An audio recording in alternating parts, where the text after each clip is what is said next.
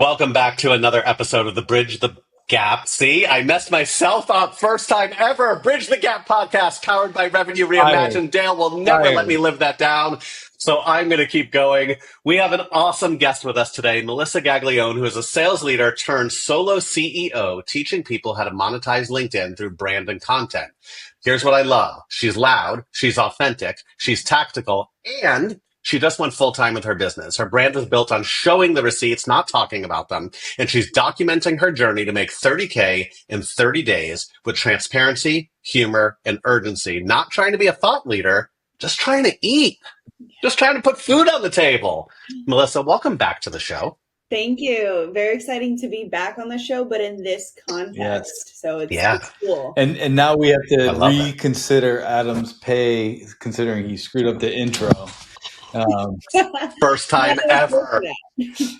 So, Melissa, we appreciate you being back. You've kind of been in and out of doing your side hustle stuff, doing full time. So, what finally led you to go full time? And then I have a really interesting follow up question to that. But because you've been dabbling in it for a while, we've known each other for a while, and you're like, I'm going full time. I'm going to jump in and build my business. Correct. You guys know that this has been the end goal. And I have been very loud about it. I have shared that with every company that I've ever joined. But the way that I always positioned my side hustle is that this is the future. I don't know when that's going to be. It could be in 5 years from now. It could be in 10 years from now. It could be in 2 years from now. I had no idea. But what I did know is that I was very passionate about selling and leading people, and I needed more skills. So I wasn't ready yet. It was still more about, I want to be in corporate. I want to master what I'm mastering. I want to be in this space. It's a space that I love. And when I'm ready, I'll go ahead and make that jump. Surprisingly, like many, the jump, you get forced. Yep. And I think that was the best thing for me, because I don't know if I would have done it until maybe another year, maybe two. I'm not sure when I would have actually have taken the leap of faith, but I was most certainly prepared for that moment where I got a little pushed off the cliff to make it happen. Adam, how hard did you have to get pushed off the cliff? Yeah, so it's funny. I was actually thinking that as you were talking, Melissa. Dale had to literally, arguably, stand behind me and fucking push me. I was petrified of going. I'd always thought about it, but I was always like I got a family to support, right? I have a kid, I have a wife who, knock on wood, makes good money, but at the end of the day, I have a family to support, and to go out on my own and not have that guaranteed paycheck every week scared the crap out of me. And if it wasn't for Dale pushing me multiple times in multiple conversations, I never would have done it. So kudos to you for knowing that this is what you were going to do, and gently teetering off the edge, and then finally just saying, "Hey, I'm going to dive right in." Yes. And there's a balance when you are building a side hustle, and when you're loud about it, there's going to be extra of a microscope on you, just to make sure that you're achieving what you're achieving in your day-to-day job. So anything that I did do, I was very cautious about when I was meeting with clients after 5 p.m.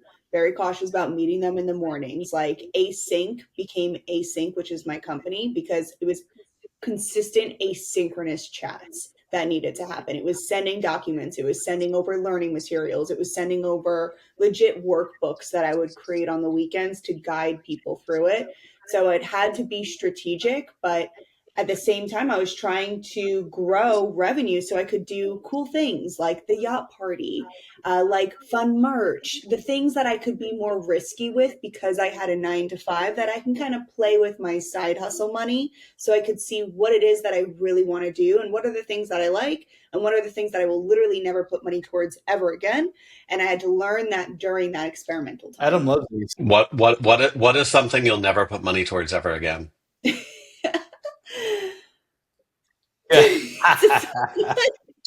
I kind of don't want to say it. Anything that doesn't fuel me and my business. I'll say that. I need to focus on my business. I think that's Yeah. certain things you just know that you're not going to make money on. Merch, you don't make money on.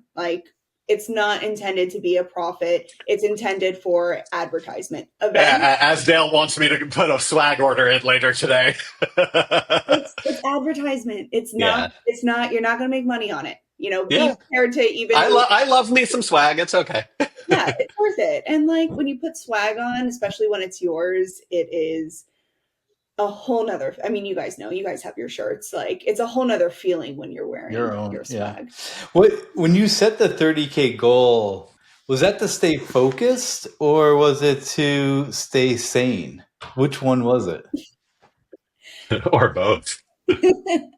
What's so funny? So, a little bit of background here is unfortunately, I was part of a reduction in workforce that only impacted um, the department at my previous company.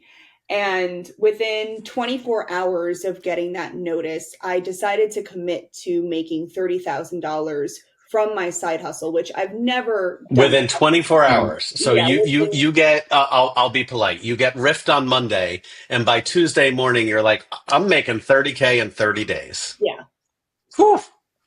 yeah. I love it. Crazy, right? Yeah, a little crazy. I really wish that it was like, okay, like let me sit down with my books and let me You would never look get at, there, though. You would never get there. coming in. Yeah, and let me predict and like what's a number I feel comfortable with and maybe increase it by 10%. Like, no, I was like, can I make $1,000 a day? Because that would be sick. And that's way beyond what I could ever imagine doing.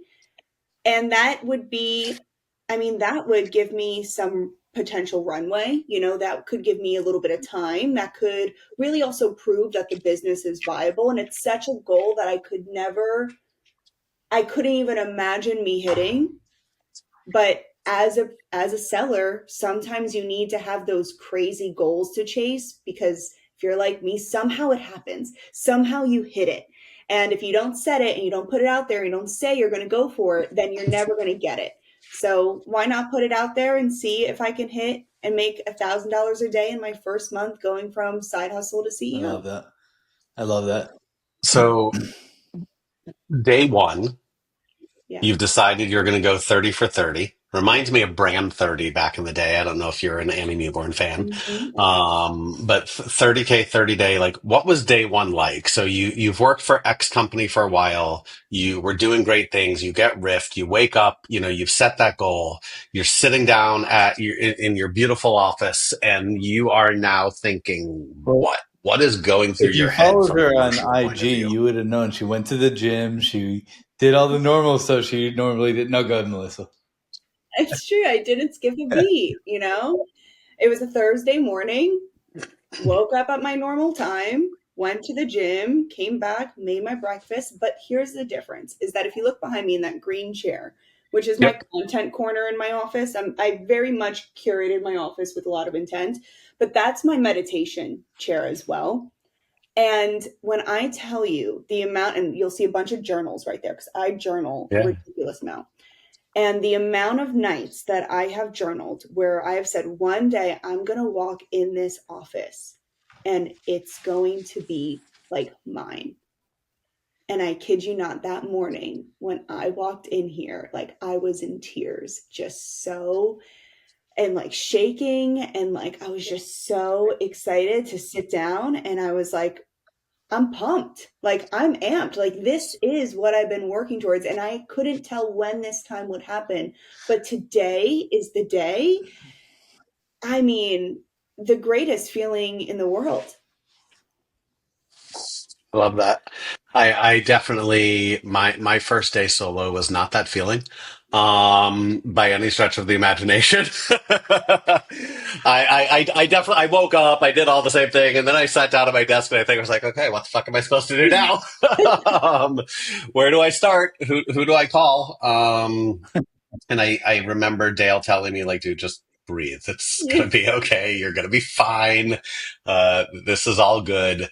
I didn't have that perpetual optimism that I think you have. In fact, being He slightly still does vulnerable, not. Dale will. As I said, being slightly vulnerable, Dale will definitely say that I am the more pessimistic of the group. I call it pragmatic. He calls it pessimistic. We could say it what it Tomato, is. tomato. But one of the things that I have always admired about you, and I followed you for a long time, is this optimism, right? And I don't know if that's the broadcaster in you, or if that's just your personality that you carry throughout all of your life. But I don't think I've ever seen a time where you're not like shit, I'm gonna crush it. Like Yeah. whether it was at Deal, whether it was at Warmly, whether it's async, whether it's the yacht, like no matter what it is, you exude like I'm gonna set this goal and I'm going to do it. How do you do that? Because that's hard, right? It's hard to always be on without forcing yourself to always be on. I mean, I haven't failed yet.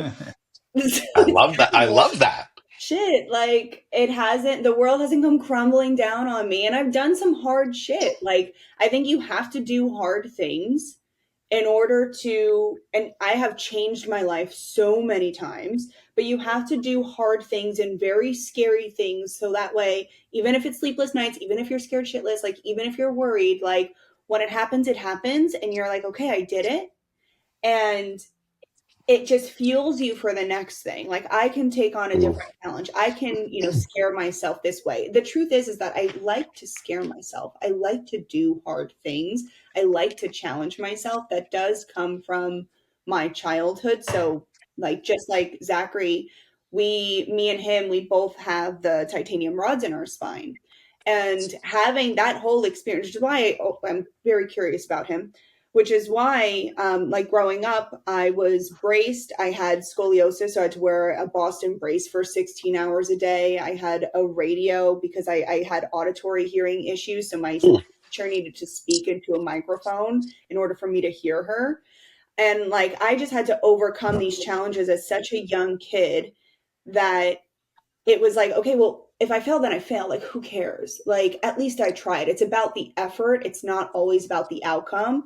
But eventually you start getting good at these things. You keep challenging yourself and you're not failing as much anymore. You keep getting up. Like, you might get hurt a little bit, Yeah, but you're trying something new and you start to build this resilience. And so that resilience really came from my childhood 100%. It's really scary to go into a classroom with a brace on and Yeah. a radio. It's also really scary to go get a life-changing surgery and to try to be yourself again afterwards. So that resilience has really built me up to who I am today, but I enjoy scaring the shit out of me. And it's very funny because in the beginning, my family was terrified. Now they're so used to it. They're I like, love you that. can't fail. Like, you achieve everything. I'm like, I know. And if you don't, you can pivot I very love. quickly as well.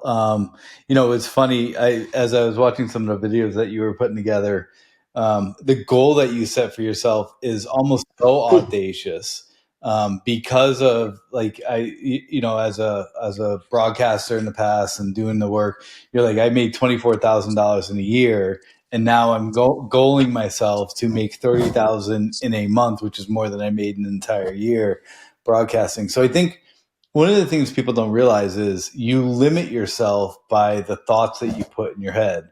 And this is what I kind of tell Adam, like, yes, we're doing an event out in Utah. And it's like when you do the event, like it's our very first event that we ever put together. And it's as you're building the event, you almost have to let go of certain anxiety Yeah. pieces because you like, and because you ran an event, you don't know where that purchase ticket's coming from. You don't know who's going to end up coming. Like, you put it out there, and if you try to push it or guide it too much, you don't actually get the result you really want because you limit yourself to whatever you're thinking of.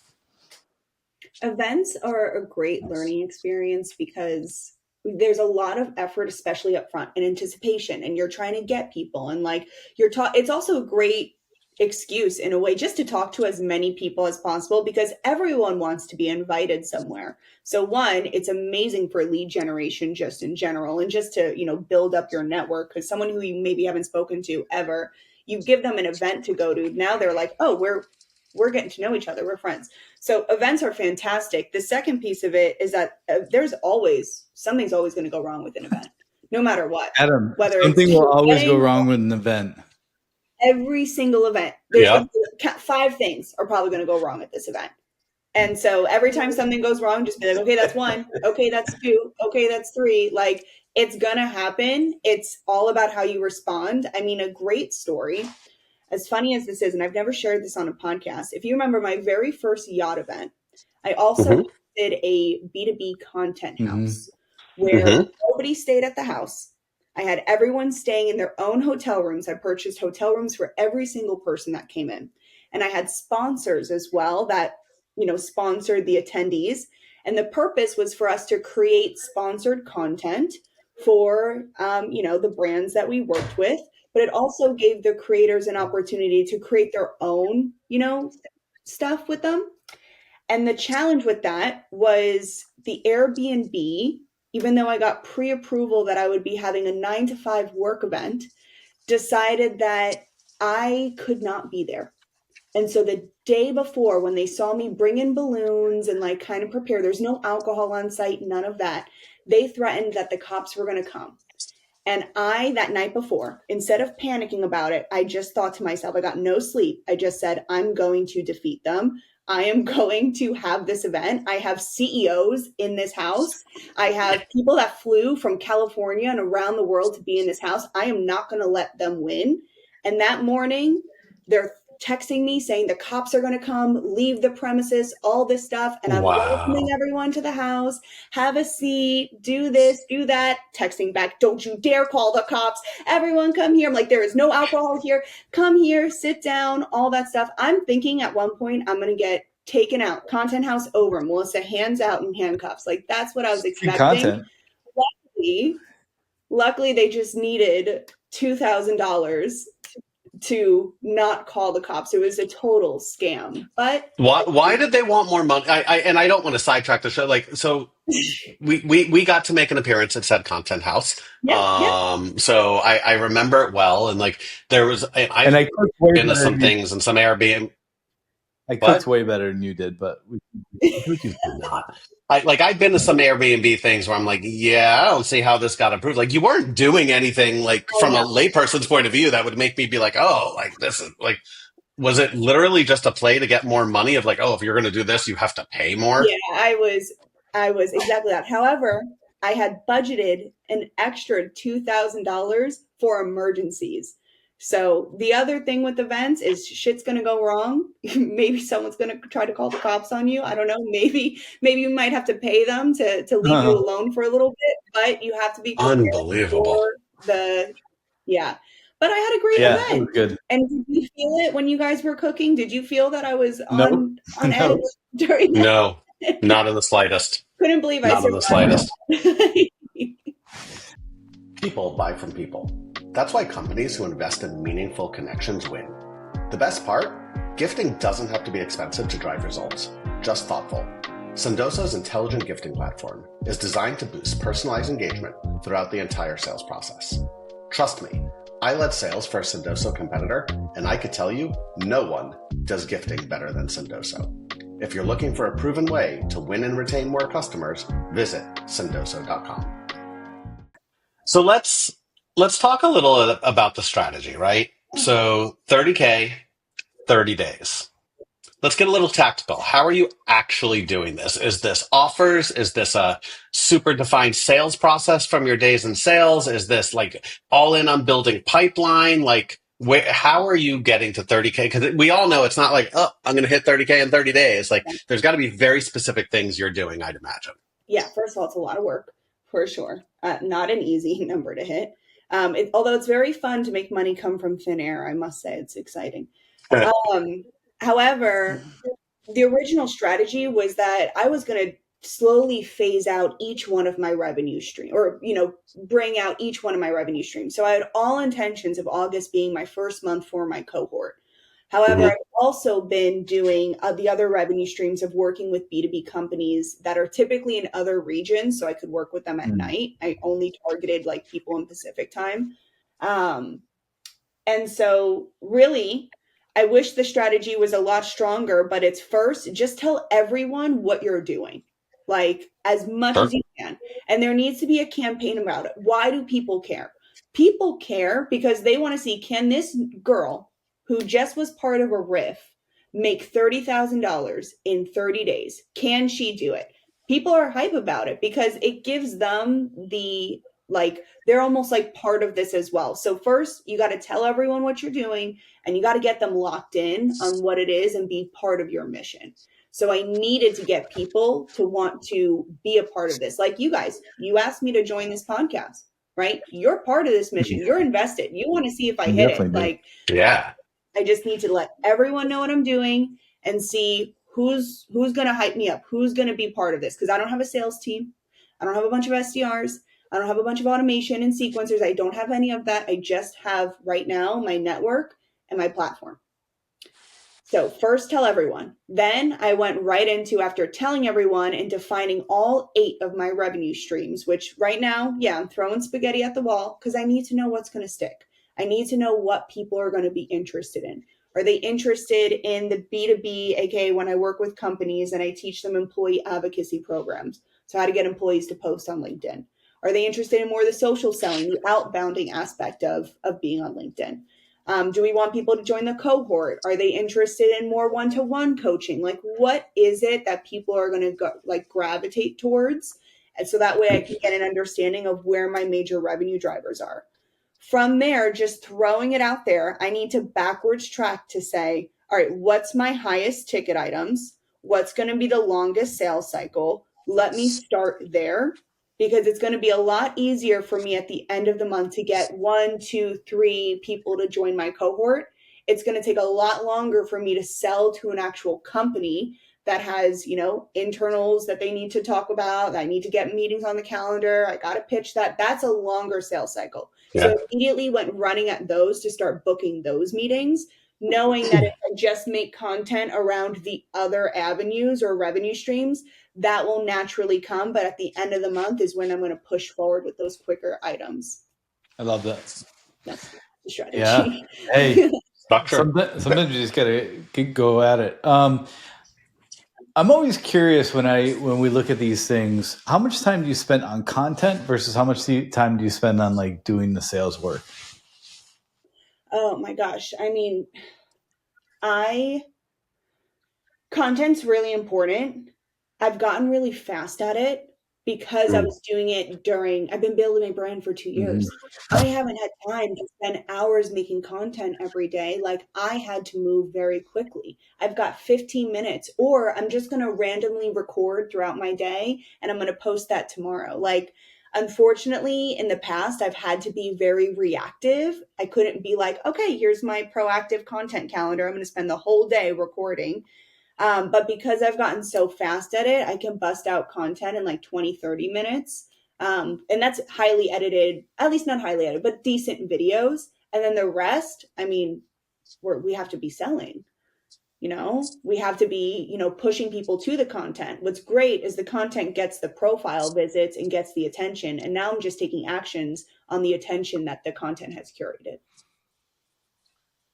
So we got to move quick. You do all your own video editing, right? I do, except for the highly, which you'll see. I've done a few of these highly edited videos where I do like a spotlight service, but I also, the course that I'm dropping in September is in high production, high editing, all that. But the day-to-day that you're seeing, that's me on Canva. And I had to learn that because I was a news reporter. Canva and CapCut, because I was a news reporter, and every time I would create a story or a package, I literally would be like, okay, it's on at 4:30. If I don't finish editing this at 1, and I've never missed a deadline when I was a news reporter, but sometimes I've had to edit in 10 minutes. Like, you just got to get it out there quick. So I'm very fast at editing. 100%. Yeah. I love that. What surprised you the most about monetizing audience? What surprises me the most? Yeah. How cheap people are? No. I mean, it's a tough time, for sure. I think that, and maybe this is more internal, I always felt more comfortable going to a business and being like, hey, you make $10 million a year, give me 10,000 of that. Like, way easier, because I've been asking businesses for money for years.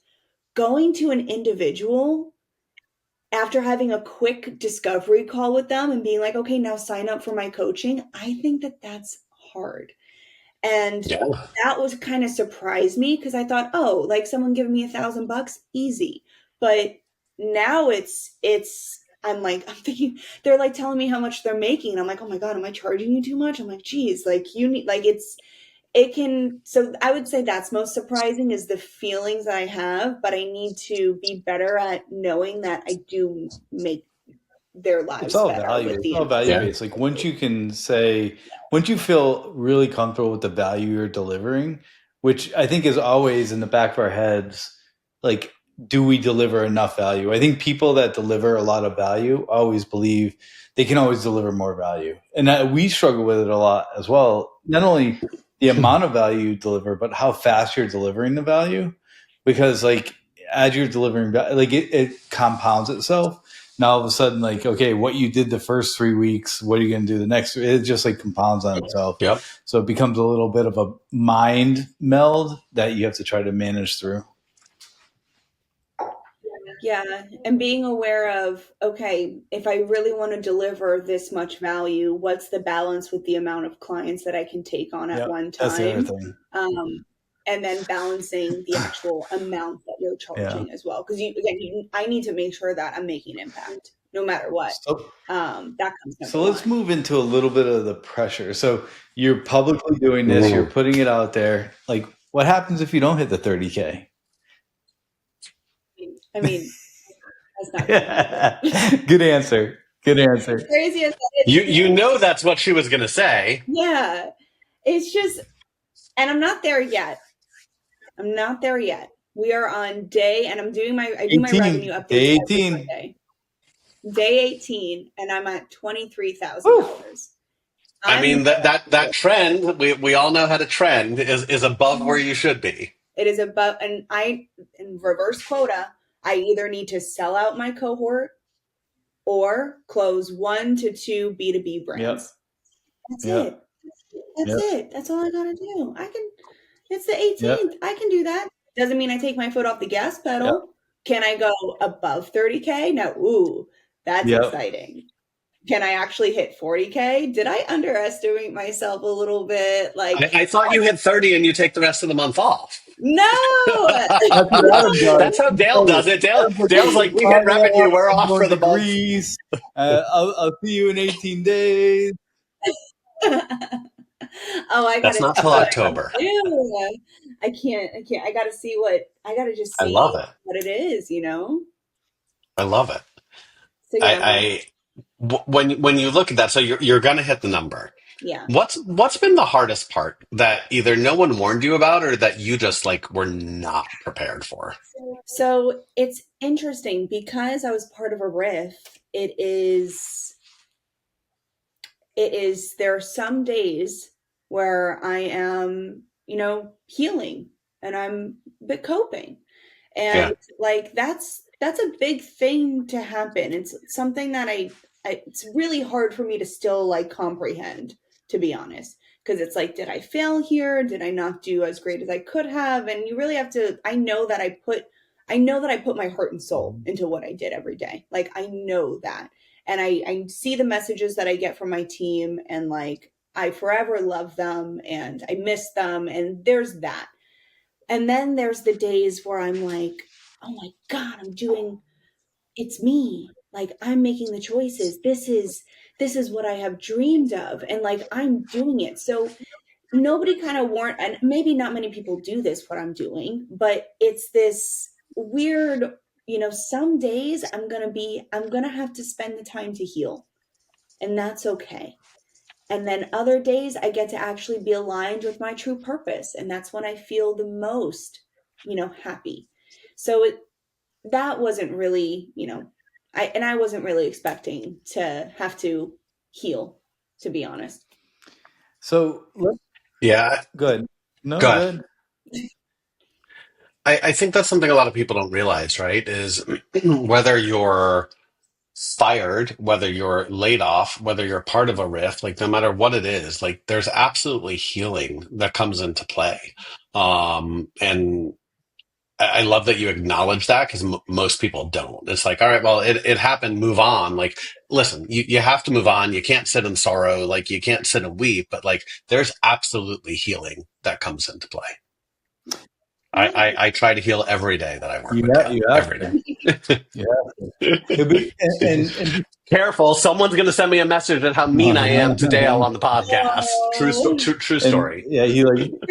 he likes to bring it Yeah. up once in a while to get us some sympathy. He's fine. Um, Where was it? Did they They mess? sent an email that they can't believe that we are 150 something episodes in, and I'm so disparaging to Dale, and that this can't be how we really are, and they feel so bad for him, and how like we joke. Like I never, nothing I ever say is meant seriously. Like this Bill, is are how we you are. okay? Yeah, Dale, I pay for Dale's therapy, damn it. I need to heal, Melissa. I need to heal. And I No. Well, I was Truth. asking because I don't know if you She guys has look. a cohort that can help. Yeah, pick cohort that can help. But there's part of putting yourself out here is, those random messages like that, or when Mm. people are like, will kind of like take you down a yeah, little bit. Like sometimes people don't really like seeing you they succeed. don't. Like A that's lot of people. also I don't think it's some people. I think a lot of people. I think as you go through your evolution, Melissa, and you get into like as many people that are excited for you, or as many people as want to tear you down. And I think that's the sad totally. part is like they'll say, "Oh, you're not really being real." Like they'll probably say a lot of things, and you're like, "Well, you know who Mm. you are. You have to be good with yourself." And I Oh think yeah. that's important as you go through this. And I was watching one of your videos. I think it was the 17th day or something, but you were talking about how like you can skip out at 3 o'clock for a little bit of work or like to make dinner or to do something and then go back to work. And I think that's where people don't realize things happen. Like when you work for yourself, you can kind of like ebb and flow in your business. It becomes more difficult once you get a lot of clients that are demanding with like meetings and stuff. And you're like, okay, I have 85 meetings on Monday because I have like all these executive meetings. But having that ebb and flow is really important as you go about this. Yeah. And that's the hard thing is that I could just Yep. go. Like I really have to stop Yep. myself. Even on the week, I still bring my laptop to the pool. I'm trying to clock it not too much. But the other side of me is like, isn't this part of being a solopreneur is being able to so I can't not do Yep. that. Like tomorrow I'm playing bingo with my grandmother, which I'm I excited. love Yeah. that. Yeah. Yeah. Let's I want to talk about one little thing and then we'll go into some rapid fire. So I'm curious, where do most LinkedIn creators screw up today? Oh, so there's two different types, in my opinion. There's the forced LinkedIn creator, aka your company's forcing you to be a LinkedIn creator. So you're just spitting out advertisements. Mm. Nothing drives me more crazy. And I think that nothing is more easily ignored, as well as damaging to your brand, because the second a prospect looks at your profile, they go, oh God, this person is just going to spam me with advertisements and they're too salesy. So there's that one. I do not teach that. When I work with other companies, I teach their employees how to actually create a strong brand that is about them, that also brings in revenue because they do share a little bit about their company, like they know Melissa because Melissa's part of or they know of Async because Melissa is part of Async. It's like that. Like real estate people, you know about Remax, but you're not going to Remax. You're going to Amanda because you know Amanda. So there's that, and then there's the ones that which very easy to fall into very early on. When you get started, you think you have to be this CFO. Like, you know what I mean? You think you have to be the highest of the high. You think that you could only share or speak because you needed to accomplish 20 years in this industry, which to me, a lot of people care about the journey and what's going on the ground. So if you're an SDR, like you don't need to pretend like you are the CEO, but share your own journey, your own experience, your cold calls, There's an SDR over at Common Room right now who is killing it. He's 18 years old. I love reading his posts. He's sharing his journey. It's amazing. Like, beautifully done. So I think that being authentically you, not pretending to be someone else, but being aware of what it is that you do know and just sharing your journey and your learnings along the way. Adam, back to you. I have so much to say on that one, but we don't have time for me to dig deep into that. That'll have to be another Thank God we're episode. at All right, rapid fire because Adam could be talking about that all day right? long. I just think a lot of people, like, nothing aggravates me more than when I see someone where every post is the company's post, and it's like like, okay, go DM someone and, hi Melissa, I am Adam from Revenue Reimagined, and you must struggle. Like, you got to stop with that And you shit. know what happens? What happens to those people is if they ever do lose their job or if they do move, it's like they lose their identity. Identity Like gone. it is so soul crushing. And I've seen it because they're like, I don't work there anymore. Like who am I? My whole brand was that. And it's like, well, Yep. like you can't be the CEO of your company. You have to be you. 100%. All right, let's go rapid fire. 10 words or less. What's one piece of advice about LinkedIn that's just flat out wrong? Oh, we're gonna stick with exactly that. Stop advertising for your company in every post. Minimize it to 20%, please. What's the favorite DM you've ever gotten from a prospect? Ooh. Oh, Blue Nile. That was an exciting one. The There, ring company? The yeah, jewelry company? Nice. yeah. I mean, great prospecting. Yeah, because I sent him over a video, and I was trying to break into the account, and literally he was like, "This is the greatest thing." He was like, "I'm not even looking, but I'm going to talk to you." And he refused. I was an SDR at the time. He refused to work with an AE. He only wanted to work with me and was literally working the deal with me. I had to get special approval to work That's amazing. the I love that. deal. That's amazing. You have 3 days to make 5K. You have no list. Where do you start? LinkedIn. Just make a post and then follow up on the engagement and the profile views. Like, literally, I'm going to host a webinar tomorrow or in 3 days from now. Then you start following up with Adam's everyone. worst Oh, question yeah. ever, but okay.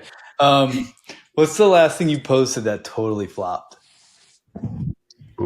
Ooh, that totally. Honestly, I feel like my post this weekend kind of flopped, which I was a little surprised about, but I'm going to share it. Anyone familiar with the LinkedIn Lunatic Reddit? Mm-mm.